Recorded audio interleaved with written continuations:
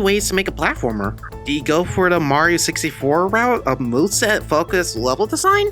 Or do you go for the Banjo-Kazooie approach of collectathon design? Or do you want a combat focus like Ratchet and Clank? The Psychonauts narrative approach? Or what about combining two of each type genre? A narrative combat platformer like Psychonauts 2, okay. Rayman 2 with a collectathon focus with a little bit of combat sprinkled in. Pseudo Regato versus moveset focus while being on Metroidvania. Mario Galaxy with a collectathon gameplay mixed with a more narrative focus than previous Mario games. There are so many possibilities for this genre, which is surprising that there hasn't been a lot of attempts to do one mixed with an open world. The platformer genre is genuinely my favorite one out of the gaming landscape. I have played some other genres, played my fair share of RPGs if it's Pokemon, and I'm not sure if the Mario and Luigi games help boost me into touring genre, but I'm still all over Half-Life 1 when I finally got around to playing it. But there is something special about this genre that resonates with me. With your Myros, or your songs, or your rarity in a feasible concept matter. There's something special. And I really hate how there's barely any platformers these days. Well, from big companies, at least. Unless it's Nintendo, you're lucky if you get an Astrobot for your system. And I pity you if you're an Xbox fan. But like the animation landscape, indie devs are the shimmer and light at the end of the tunnel. If you want to expand your palette, go and check out indie games like, for example, the previously mentioned Pseudo Regatta and Corn Kid 64, A Hat in Time. Haiti? Does that count? It has platformer in its Steam page? Probably not. All those games are a personal prime example of the vast sea of neat indie platformers. But one personal favorite of mine is a neat little indie game called Demon Turf.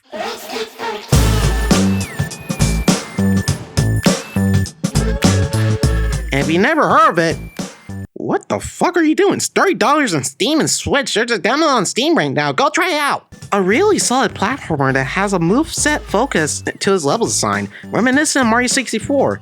The game encourages speedrunning, and on top of that, it has a really expressive personality to everything. It's definitely not perfect, and I plan on making a proper video of it in the future, alongside the main subject of the vid. But in short, it's a fun time, and again, I recommend trying out the demo. So you could probably imagine my excitement when I learned that a sequel to Demon Turf was in development. Demon Tides. When it was first announced, I immediately knew that this game would be a personal classic for me. Following the steps from the first game and upping the ante to be a whole open world. That open bit wasn't for drama, it was appropriate. And after going out of my way to 100% the game and getting all achievements on Steam, what did I think about it? I like it. It feels pretty good to I fucking love it, man. What do you think? Starting off, the plot of the game starts off with our protagonist Beeps, a little dickhead gremlin girl who became the queen of the Demon Turfs in the first game. Spoiler, sorry. She later received an invitation letter from her estranged father, so she sets out to rank North Rock, the main location in the game, in order to get answers from him to understand why he suddenly wants to come back to her life again. Before getting entangled in a journey of self-discovery with a classic case of family drama. So this game definitely has a way more meatier setup compared to the first game, which was basically, "Ooh, you're just a tiny brat. There's no way you can do anything worthwhile compared to me, the Demon King. I'm gonna destroy your royal opponent's kingdom and kill you out of spite." Wait, what the fuck? Demon Tides has a lot more story than the first game, and honestly, it works in its favor. The game, as I mentioned before, is an open world platformer, where the levels are segmented off as little islands and towns for you to explore. Think Bowser Fury, but bigger. The levels vary from fun exploration, some challenging ones, and ones that you're just there to vibe. There's the hub world, your gang's boat, which you are able to trade items for extra abilities, extra clothing, and ability to dance. You don't have to pay for that one, you should just do it. There are also small mini levels within the levels that are akin to the challenge levels from Mario Sunshine. They get shot for every time I shed the level. They're hosted by this little chap named Mr. Mince, which, to get it out of the way real quick, he's kind of my favorite character alongside being my least favorite. I like him for his absurdity, but feel that he's out of place. The numbers of ways the platformer is the same as in Turf, but elevated way more with the talisman, getting a lot more major focus. Now encouraging you to think outside the box with different layouts as you progress through the game. It actually feels really good to play. base does run a lot more slower than in the first game, but that's forgiving. Levels could lead to other levels being fully unlocked. For example, take a light bulb from my island to another with a lighthouse to unlock a pirate's ship god. Bosses are actually neat. Each one has their own unique personality, and they're a blast to watch them beat their ass. The mini bosses are a fun challenge to go through. This gotta wait. Some shenanigans? Bop. The Jester boss fight was a fun time. Kinda gave me flashbacks to Demon Turf Tower, dear lord. Trantanora's could have some more tweaks, but fun fight regardless. The third main boss fight was one of the more intriguing fights I've seen from a platformer, and the final boss fight was generally the best endgame moment I've seen in a game. Compared to Turf, the levels actually felt way more better designed than the first. And while there's not a ton of levels in this game, besides the side content, this is more of a quality over quantity kind of deal, you know? If I told you that I got a good 6 hours playing this game, and I didn't even get to the second segment of this world, would that help? There are some things that don't work for me personally. For me personally, I don't really like the escorts missions. They're not the worst part of the game, but at the start, they were kinda unnecessarily long. Like in one level, there's definitely a shortcut, but the damn brat would not let me skip corners and made me take the long route. Like, it's right there, dude. They do get better as the game progresses, but I'm still not a fan. Talking to the NPCs was pretty charming. Not all of them hit, but the ones that do really hit the ball swinging. You get a little glimpse of the world with a small bit of personality. I think that pairs with the visuals. The visuals are an upgrade compared to the first game. Now with a cel-shaded aesthetic with vibrant visuals. Take Zelda Wind Waker or Demon Tides. Every character has a 3D model now, and they generally look lovely. Especially help with the addition of the new graffiti mechanic. You can create and share graffiti that will appear in other players' worlds. Either make something pretty, or give players a help with guidance. Or if you're feeling devilish, put Dickon balls on there. Personally, I put my baller Ross from Bad Piggies. The character designs are really solid here. Some are upgrades, and the rest are reminiscent of the late 2000 anime designs actually. I don't know what other art styles are similar to this. Maybe Solier? You can see it when you see it, right? Okay? I actually think it's a cool idea to have Bee's entire family look completely different compared to her, nearly paralleling the story. Anime design? Little goblin. Nearly every character feels alive, and that's in part to the writing voice acting in a way. But as much as I love this game, this definitely ain't perfect. It's a hot dog, not a pork chop. In this case, they're practically nitpicks on minor stuff and some other grievances in part of the game. For that, we gotta bring out the music first. The music's pretty good. Same level of Sonic. Here, have a listen.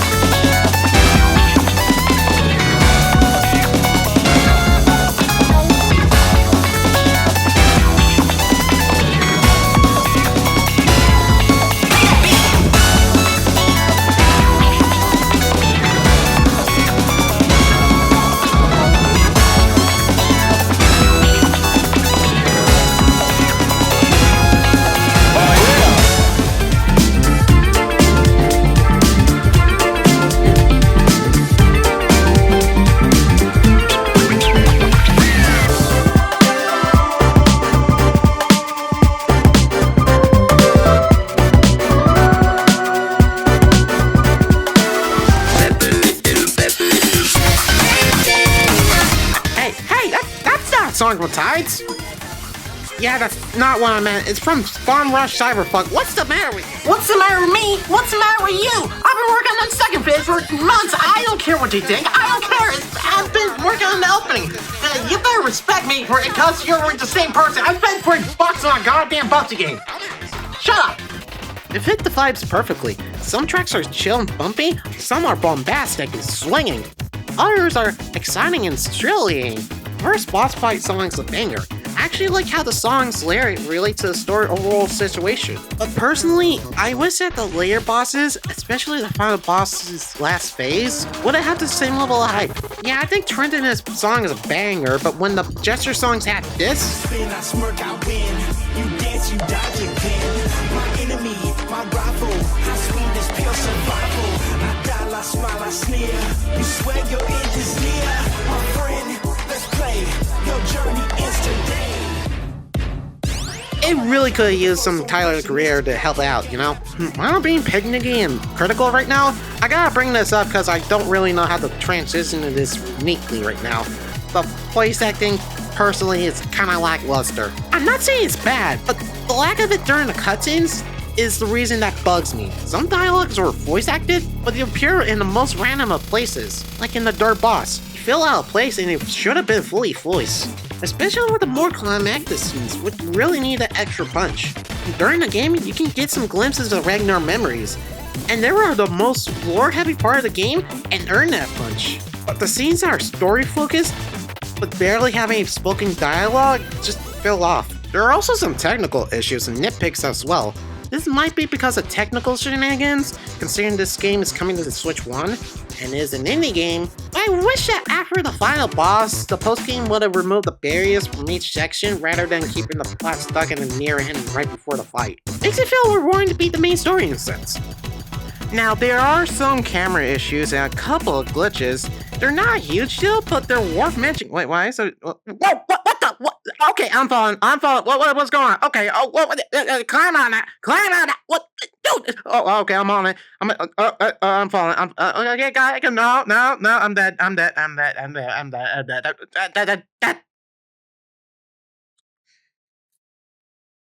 Okay, that was one time, but it was still worth mentioning. 100% in it ain't that hard, but I kinda wish the item tracker could help track our levels or finding our missions just in case. Say I'm nearly completing this whole section of the map, but I can't seem to find any more items or missions on the level.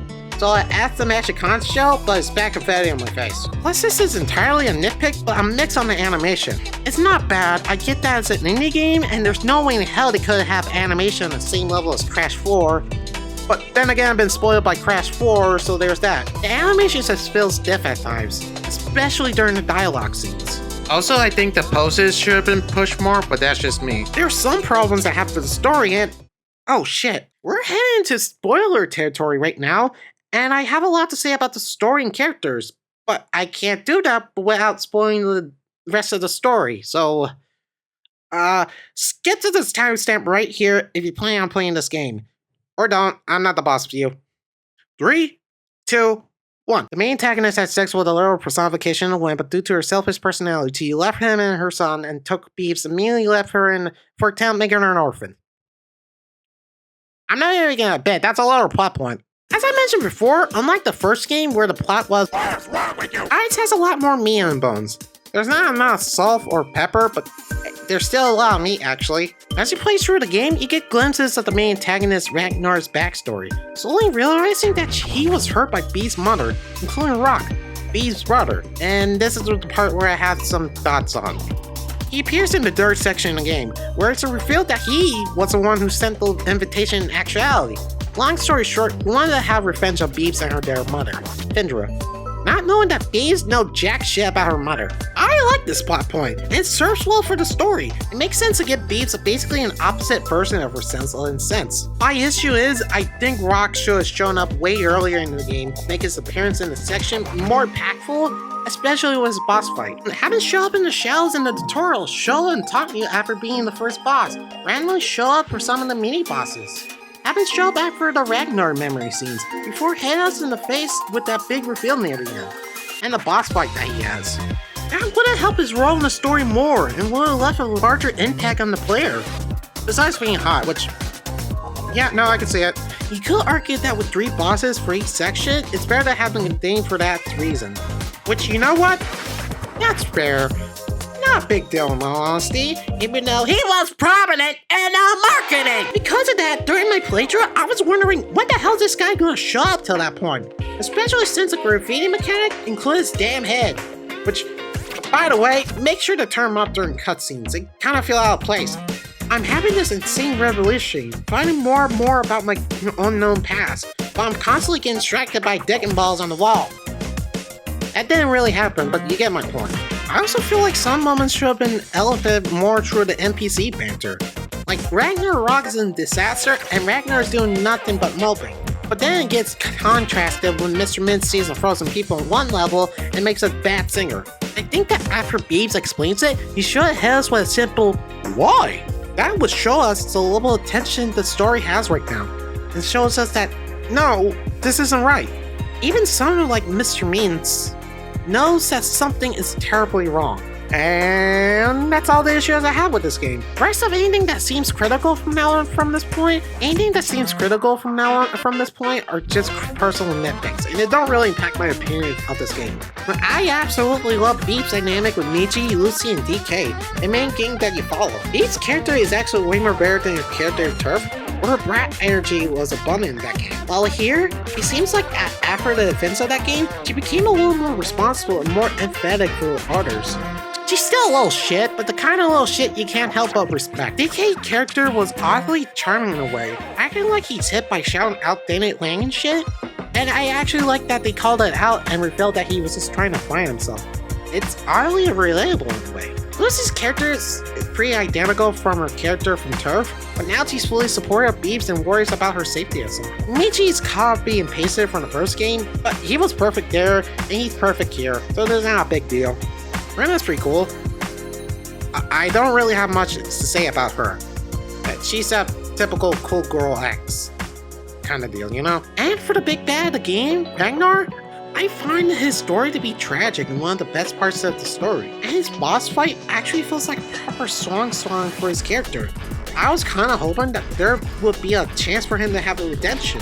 So I was kind of taken aback when he killed himself just for beefs in it. It's sad, but totally justified in retrospect. Kinda wish that the final phase of the fight had a remix of the first game's final boss music. It'd be a sort of full circle moment in a sense. After that, credits.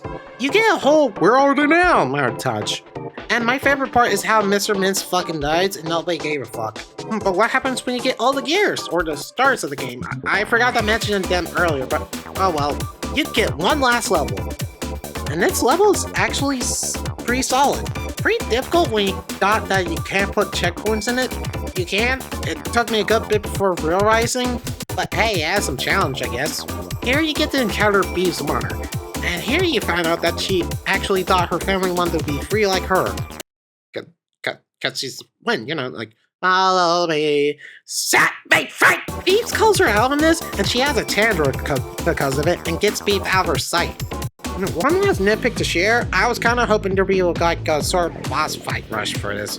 When calling Fender out on her selfishness, she tried to change her mind by drawing the bosses like last time. It would have made beating the level a little more satisfying, while also getting all the gears in it, too. Hey Frapras, if you and your team are planning on making DLC content, take my nitpicky thoughts as ideas for that. Like, do it for a DLC called Demon Tides Corporate Clash, or Demon Tides. Fender had her fast forward order wrong, had a lit epic game middle rage moment, and attack 4 times. I think I should have gone with Fender's rage. No. After that whole shindig, Runa assures Beebs that even if her biological family sucks, she at least has a family that doesn't suck by her side. Oh god, you left the family trope! So yeah, after it all, the people who don't want to get spoiled for this game are here. Y'all are real ones for doing that. I appreciate it. So after all that, is this game a masterpiece? Personally is, but I know that it's probably not someone's cup of tea. So I'll say this game is an 8 out of 10, bordering on 9. Ain't perfect, but all the content, all the neat ideas, and all the fluff this game has, it definitely overshadows the imperfections. It is a worthy sequel to Turf, and I'd probably go out of my way to replay it more than the first game. I'm probably going to replay it after I finish this video, probably. I got the Fire Red port on Switch, so that's probably going to take up my time. If you want to complain about it, cry me a fucking river! I recommend giving this game an ear for the Super Turf bundle on Steam, physically on Switch 2, or getting it on loan. Doesn't matter if it's on sale or not, go get it! Unless you have budget issues, I'd probably recommend getting it for a good sale. I actually felt like a dick for getting it for 18 bucks. This game's definitely worth the price of admission, but I got it for an extra discounted price for the bundle. It's more of a "you're a real one" deal, but still, I felt like it was wrong to do personally. But still, I appreciate it in a sense. I'm so happy that Demon Tides exists, because even if it's just a minigame, I'm hoping that will lead to more people taking strides in the 3D platformer genre, doing more experiments, taking more risks, and so much more. I'm generally excited for what's to come from Radbrass and his team. I wonder what they're cooking up right now. They're probably doing some patches for the game right now, so it's probably nothing at the— What the fuck is that, Popsy? Well, that's the quickest I made of a video of a game I just played. Anyways, I appreciate the fact that you watched this video. Thanks. you don't want me to be a dead horse after making a whole reveal after this. Yeah, go check the first episode I made of Mario Kart World for the series, and I don't know, check out my own animations and stuff, my shit posters or stuff. Yeah. Anyways, bye. Got nothing else to say here. Bye.